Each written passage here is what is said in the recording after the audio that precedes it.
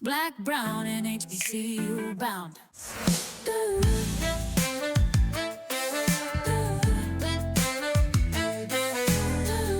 The biggest mistake parents make when paying for an HBCU.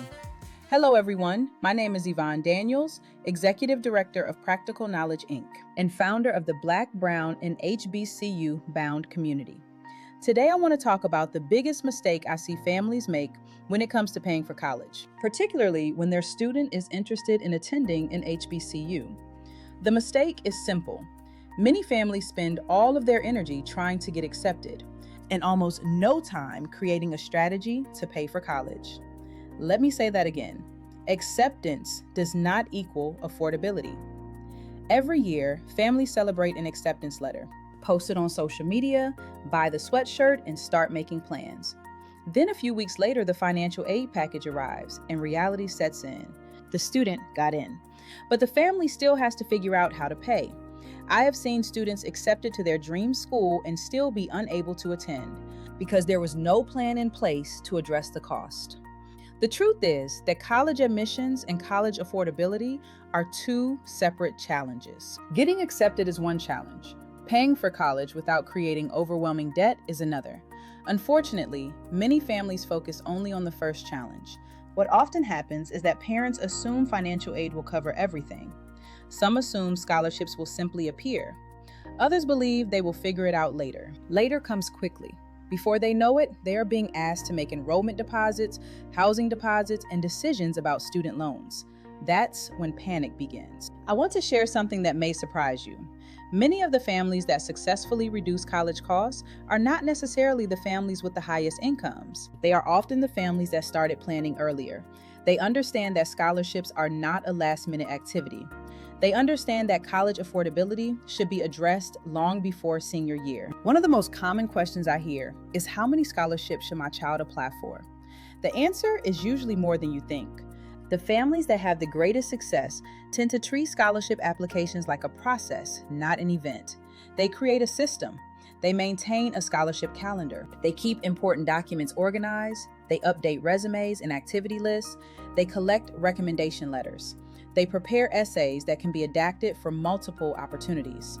They are proactive rather than reactive. Another mistake families make is assuming that scholarships are only for students with perfect grades.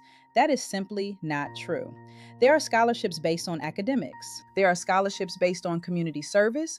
There are scholarships based on leadership. There are scholarships based on career interests. There are scholarships for first-generation college students. There are scholarships for students with financial need.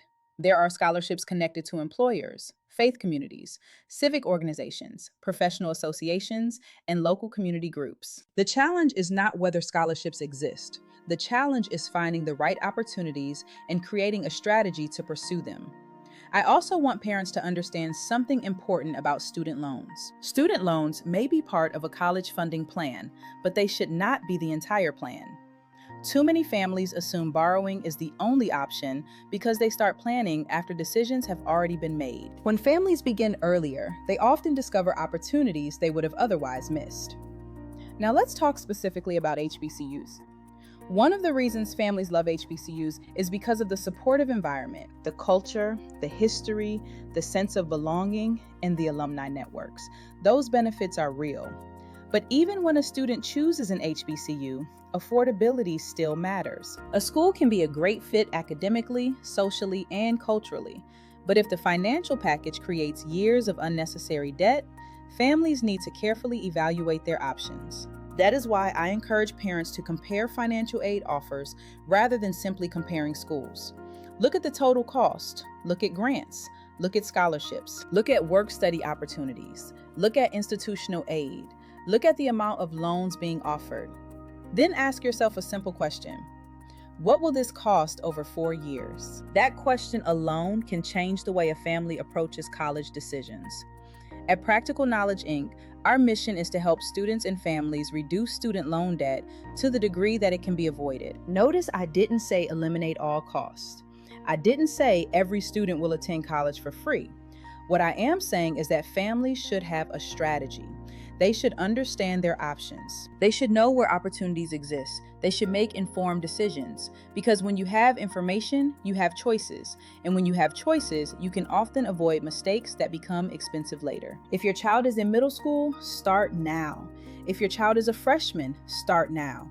If your child is a sophomore, start now.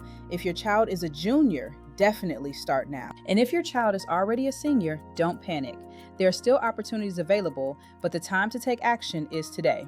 Remember, the goal is not simply getting accepted. The goal is helping your student graduate with opportunity, not overwhelming debt. Thank you for watching. If you found this information helpful, please like, share, and subscribe. And if you're looking for scholarship strategies, HBCU information, college planning resources, and a community of families supporting one another through the college journey, join us at Black, Brown, and HBCU Bound. I'll see you in the next video. Black, brown, and HBCU bound. Your source for news you can use. Let's shine a light on the 207 HBCUs where culture meets excellence.